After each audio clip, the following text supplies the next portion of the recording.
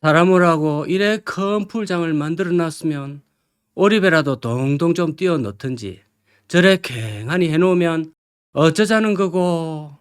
안녕하십니까 시청자 여러분, 강호발입니다. 순간 이름을 제가 까먹었습니다.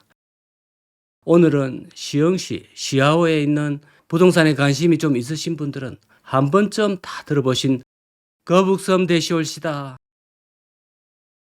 좀 독특한데요. 자, 시흥과 하성시에 걸쳐서 공유 수면을 메워서 만든 인공호수입니다. 여기 일대가 거북이가 엎드려 있는 그런 모양으로 만들어진 곳이라 해서 거북섬이라고 불립니다. 거북섬에는 세계에서 가장 큰 인공 서핑장을 만들었다고 하거든요. 16만 제곱미터, 무려 축구장의 7배 크기라고 합니다. 길이가 220m, 폭이 240m라고 하거든요. 엄청 큽니다. 여러분, 여기서 잠깐 인공 서핑장, 인공 스키장 뭔가 좀 쎄하지 않습니까? 예, 제가 저번에 보여드린 부산에 있는 항영산의 흉물 스노우캐슬 기억나십니까? 뭐 인공 이런 게 앞에 붙어가 뭐 잘 되는 거 제가 잘 못 봤습니다. 자, 하여튼 뭐 그렇습니다. 자, 옆으로는 국내 최초 관상어, 그러니까 열대어 아쿠아 팻랜드도 거대하게 조성이 되어 있고, 다이빙하는 딥 다이빙 풀도 있고, 애들이 참 좋아할 만한 그런 놀이시설 위주로 만들어 놨습니다. 그러다 보니 그 옆에 상가동을 엄청나게 공급을 해 놓은 상태이고 영상에 다 나와 있습니다. 또 숙박시설이나 생수 그런 것도 많이 지어 올렸습니다. 해상 계류장, 예, 해상 주차장이죠. 자, 요트 클럽하우스, 이런 거는 유럽이나 일본 정도 가야 있는 그런 요트 인프라인데요. 거북섬에서 그런 것도 시도를 한다고 합니다. 한국은 요트 산업은 아직까지 좀 인기가 없는 그런 사업인데 좀 모험이거든요. 여기서 잠깐 시아호에 대해서 공부 좀 하고 가실게요. 자, 한때 80년대 때부터 시와호라는 단어가 매스컴상에 자주 등장했습니다. 아니, 거의 9시 뉴스에는 시아호라는 얘기가 하도 자주 나와서 제가 무척 궁금했던 시절도 있었습니다. 간척 사업을 벌이니 시야 방조제 사업을 하느니 특히 시아호 환경 문제로 연일 떠들어대며 환경단체가 거의 이걸로 그 시절은 한때 먹고 살았다고 해도 과언이 아닐 만큼 시끄러웠습니다. 제가 사는 남쪽 저쪽 가야 신라 이쪽에서는 워낙 먼 곳이다 보니 크게 관심은 없었습니다만, 근데 하도 언론에 떠들어대니까 저도 도대체 저게 뭔고 어디에 서는 물건인고 하면서 관심을 조금 끌었습니다. 그러다 보니까 지금의 40대 이하 연식만 해도 시아호에 대한 그 내력은 잘은 모를 거다 하는 생각이 좀 되고요. 지금의 40대들이 10살이 채 되기도 전에 한참 시아호가 떠들썩했습니다. 한때 죽음의 호수라고 불릴 정도로 오염이 심각했습니다. 왜냐하면 이 주변으로 거대한 국가산업단지가 있기 때문에 거기서 나왔던 오폐수가 시아호의 바다로 방류가 안 되고 고인물이 된 거죠. 고인물이 순환이 안 되고 썩다 보니까 점점 심각해지고 저기에 오던 천연기념물 철새들도 다 사라지고, 또 저기서 잡히는 물고기들은 거의 기형에 온통 피부병으로 뒤덮여 있어서 발견되고 하던 그런 시절이 있었습니다. 결국 정부도 해결하지 못하고 애초의 계획을 다 던져버리고 해수를 다시 집어넣어서 호수 같은 바다가 된 상태가 된 거죠. 현재는 어떻게 보면 세월이 해결해 놓은 상태다, 이렇게 보시면 되겠습니다. 그러니까 자연은 자연 스스로 해결해야 되는 것이지 인공적으로 해서 되는 게 없습니다. 영상에 이 보이는 바다같이 보이는 물은 다 시와호 일대라 보시면 됩니다. 말은 호수라 하지만 바닷물입니다. 그나저나 이러한 주인 없는 인공물들, 예, 역시 자연은 그렇다 치고 여기 인공물이 문제입니다. 역시 상황이 지금 처참한데요. 자연은 제 스스로 제자리를 찾아갔는데 이런 사람들이 지은 이 인공물들은 이제 어떻게 해야 될지, 자, 결자 해지라고 인간이 일어났으면 결국은 인간이 해결해야만 되는 일인데요. 근데 상황이 지금 녹록지가 않습니다.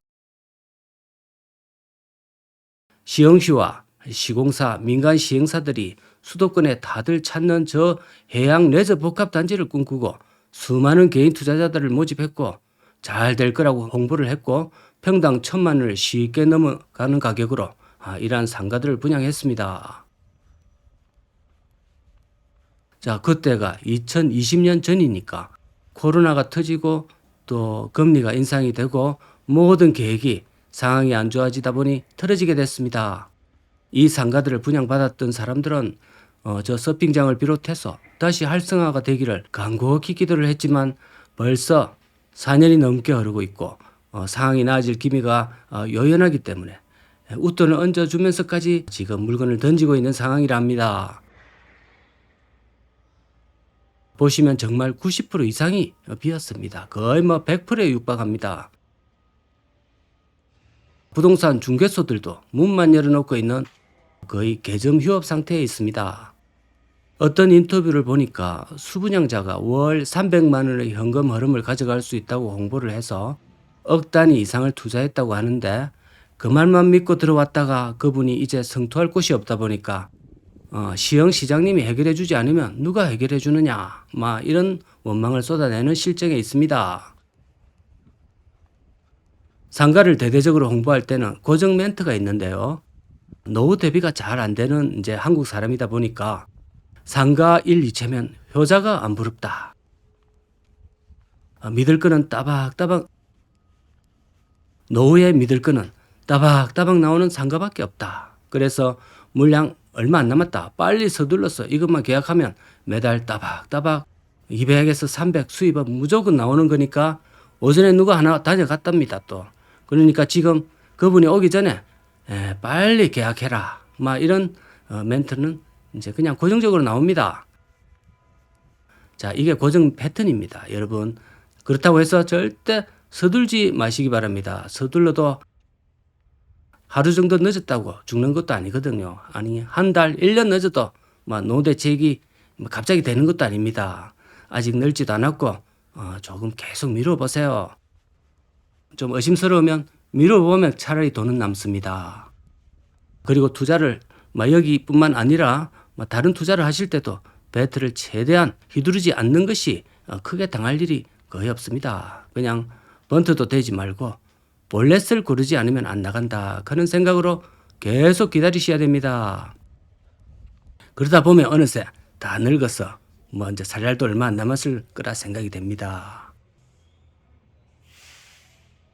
이렇거나 저렇거나 그러면 노후대책이 된 겁니다.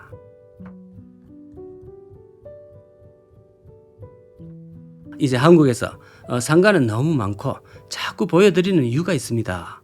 댓글에 희망적인 것도 좀 보여달라 하는데 희망적인 거 보고 인생 공부되는 거는 별로 없습니다. 삶의 본질은 삶은 고단한 것이고 노년의 생활도 공부해서 스스로 만들어가는 겁니다. 정부나 부동산 업자가 좋은 물건을 소개해줘서 해결되는 문제가 아닙니다.